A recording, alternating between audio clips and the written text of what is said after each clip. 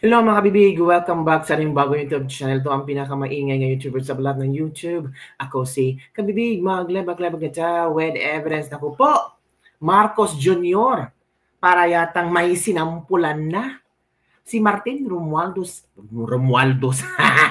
Si Martin Romualdez kaya itong gustong sampulan ni Marcos Jr. At kung sasampulan niya, ayaw na niyang kaalyado. What if kung kaalyado yung corrupt, kaalyado yung minaobra ang flood control projects? Ano ang reaksyon ni BBM? Ayaw na niyang kaalyado. Ganun lang ba? Hanggang statement lang na mahiya na man kayo, ayaw na kitang kaalyado. Hanggang statement ba? Dapat merong masampulan. Dapat merong makulong. Dapat merong ma-impeach sa pwesto. Naku kabibig. At trending ngayon, may konting ano tawag dito, pa-interview si BBM ba? Parang video clip sa ipapalabas later na episode 3 ng BBM Podcast.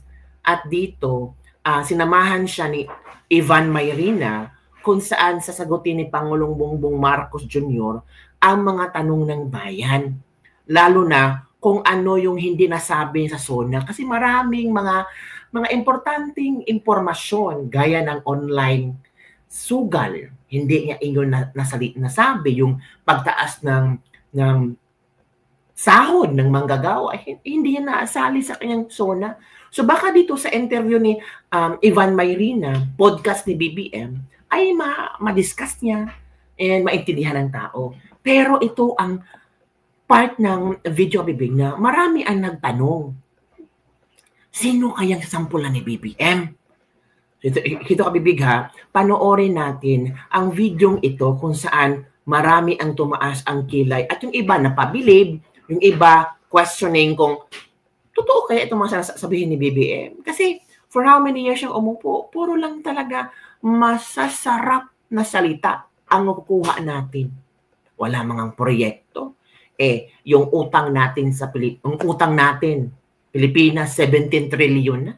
Wala namang lang proyekto. So ito kabibighan, makinig tayo. President Marcos going to crack the whip, really crack the whip on those responsible. Dinadaanan na hirap na dinadanas ng ating mga kababayan. They have to be told who is responsible and somebody has to answer for it. Pinagdadaanan na hirap. Matagal ka nang nakaupo, 3 years na. Ngayon mo lang alam para naghihirap ang taong bayan. Dinadanas namin mahihirap, ang sobrang hirap, ngayon mo lang naalala or ngayon mo lang ramdaman o ngayon mo lang alam na naghihirap kami for 3 years kang umupo. Pang-4 na taon mo na itong pag-upo mo, ngayon ka lang masasabi na kailangan mong dapat managot sa kahirapan. Ikaw ang presidente, so dapat ikaw ang managot. Diba? Kalerki naman tong interview nito. For their suffering. Paano kung for their suffering daw. So para naguhugas siya ng kanyang kamay. Again. They have to be told who is responsible and somebody has to answer for their suffering. Grabe. Para sa mga suffering namin, may ibang tao ang mananagot. Ikaw, presidente, bakit hindi mo ito nalaman? So kung ang isang politiko ay nagkasala sa korupsyon, kagaya ng flood control, look out mo to So anong ginawa mo? Natulog ka lang. Paano kung kaalyado ninyo? Sorry na lang. Sorry na lang. May mga kaalyado dyan, sorry na lang kayo ha. Hindi na kita kaalyado kung ganyan ang ginagawa mo. Hanggang tawa lang siya. Hindi na kita kaalyado kung gano'n ang ginawa mo, sorry na lang. Hanggang dun lang? Dapat may consequences. Dapat may punishment. Hindi yung sorry na lang. Hindi na kita kaalyado. Kalerte, natawa ako. Hindi na kita kaalyado kasi sorry na lang. Na kitang kaalyado. Again nga, Ricky naman to. Again. Is President Marcos going to crack the whip, really crack the whip on those responsible? Dinadaanan na hirap na dinadanas ng ating mga kababayan. They have to be told who is responsible and somebody has to answer for their suffering. So, hindi ikaw ang sasagot sa suffering namin. So, bale, naghahanap ka ng taong pwedeng ma-blame. So, hindi ikaw ang pwedeng i-blame. Ibang tao. So, hindi ikaw ang may kasalanan. Ibang tao. Yun ang pag-intindi ko. So, I don't know later on kung ipalabas ang video ito with complete, hindi lang video clips.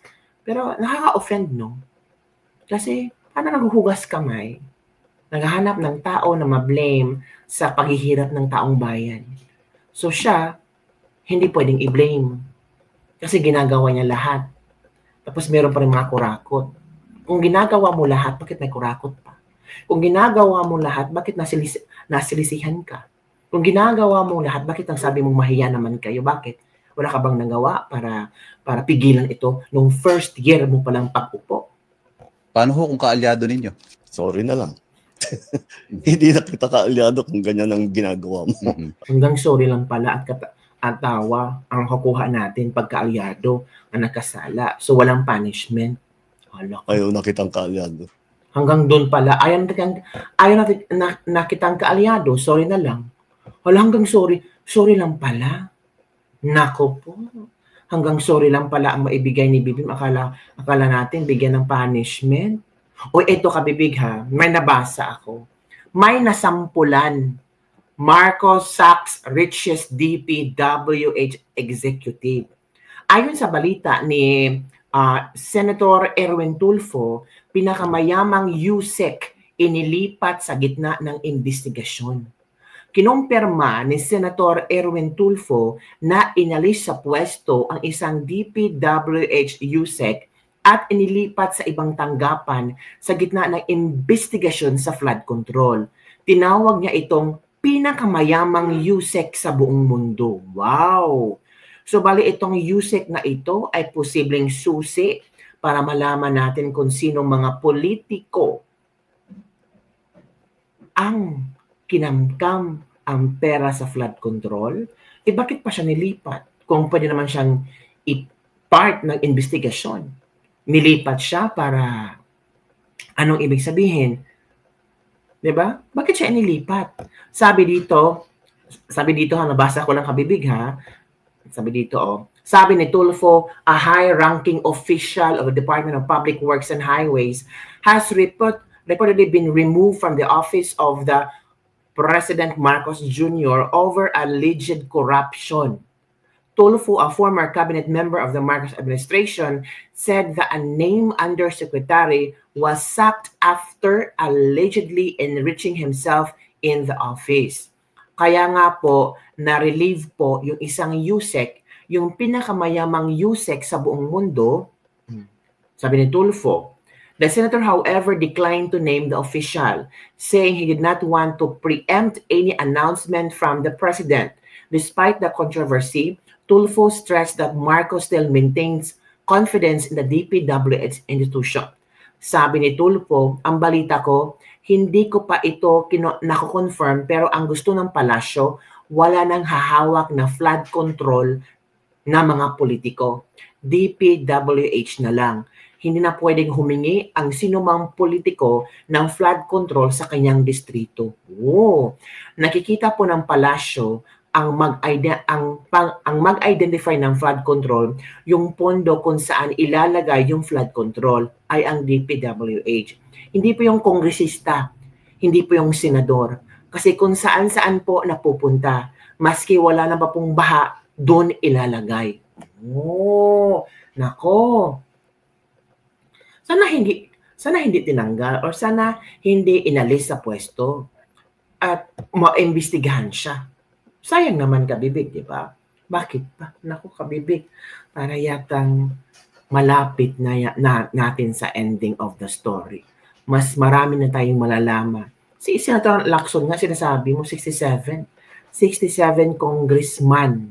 kongresista ang kontratista ng flood control project. Yung ibang congressman nanalo sa pagka-congressman ulit, yung iba natalo, yung natalong mga kongresista nagiging kontratista. So yun, para wala nang sabit sa kanilang mga sarili. Ako, grabe naman, no? Grabe ang korupsyon sa gobyerno. Tapos, itong ibang kongresista, mahilig mag-imbestiga. Like VP Sara, pero sila pala yung mga may tinatagong anomalya. Alerke sila. Oy, so yun, kabibig ha. may nasampulan na ni Marcos Jr. itong USEC, pinakamayaman na USEC sa buong mundo. Bakit kaya siya pinakamayaman? Marami ba siyang hokus-pokus? O marami siyang korupsyon sa panahon ni Bongbong Marcos? Ba't ang tagal? Ba't ang tagal na diskubre? 3 years, tumakbong 3 years, tapos ngayon lang niya na-discover. Grabe naman. Grabe, no? Nasaan ang intelligence funds ni BBM para magmasid at tingnan kung sino mga politiko ang magnanakaw at kurakot sa kabanang bayan. So yun lang kabibig ang ating latest libak-libak for today. Grabe. No? So, sana masampulan, sabi nila, sana masampulan si Martin, huy, wag kayong ganyan ha. Sana kung ganun, ang dami kasi mga flood control projects nila eh. Hala ka. Ayaw na ni BBM naging kaalyado. Sorry, hindi na kita kaalyado. Hanggang sorry na lang. Yun lang po kami, big. Bye everyone. See you next time.